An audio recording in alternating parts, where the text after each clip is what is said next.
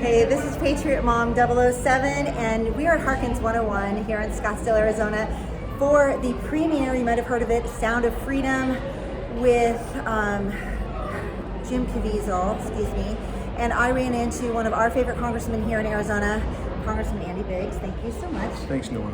So he's always very generous with his time. Thank you, David. I want to shout him out.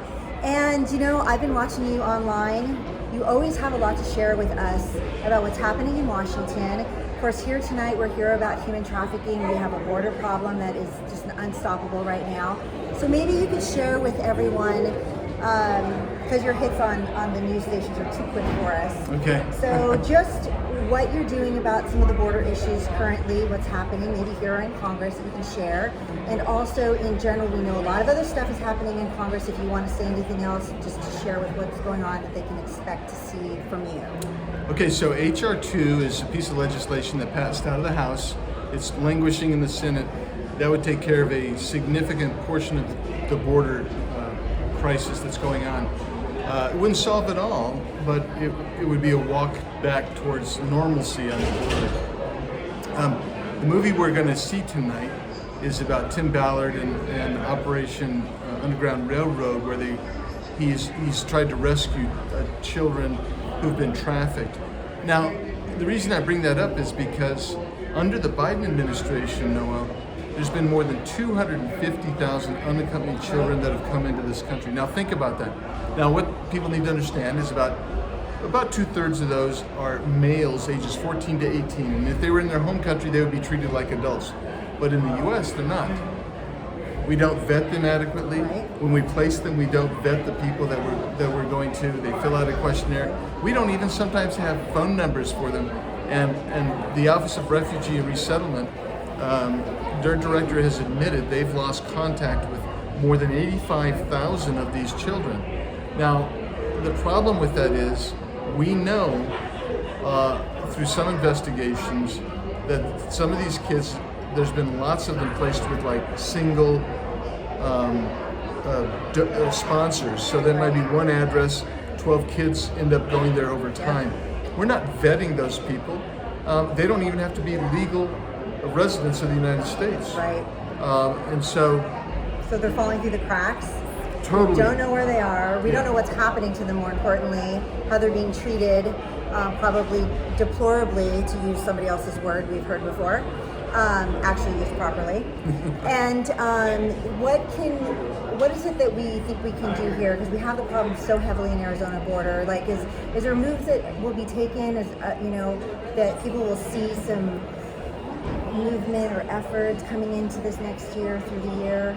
Well, the administration is not really going to do anything. What we need to do is we need to stop incentivizing people to come here. And one of the ways you do it is you enforce your border and you enforce your laws. And when we have people that are trafficking, we need to catch them, prosecute them, and then sentence them very harshly. We're not really seeing a lot of that. There's some, now and then we'll see some of that. But until you actually enforce the law, you will not actually disincentivize these people. The other thing that has to happen is we have to interrupt their financial networks, right? Because they're inhumane. They don't care about humanity at all. They only care about the money that they get. And so if we can interrupt that through various pieces of legislation and enforcement, then you would also see a stop as well. Third thing I would say is Arizona does a pretty good job because we have a joint task force that works on it. But you have to recognize that our big events, like Super Bowl, when it comes in Arizona, it is the biggest human and sex trafficking venue in the world. So wherever the Super Bowl is, you're going to have that. For whatever reason, they follow these sporting events. Well, they know that's where just lots of kids are. It's easy to get women and a lot of traffic coming in, and it's extraordinary traffic too. So it's hard for law Even with enforcement all the to keep security, track. people think Yeah. security when they get checked their bags on the door, somehow that equals security the entire time you're at an event or a venue, Right. and it's not.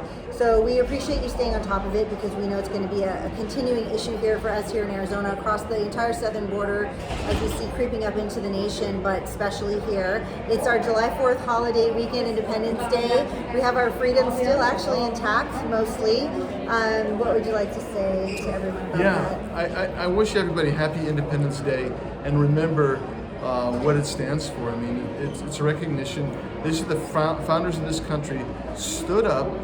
They signed the Declaration of Independence. We'd already been fighting for it for 9 months, and when they signed it, they signed essentially their death warrant. It was a statement of treason against King George. Right.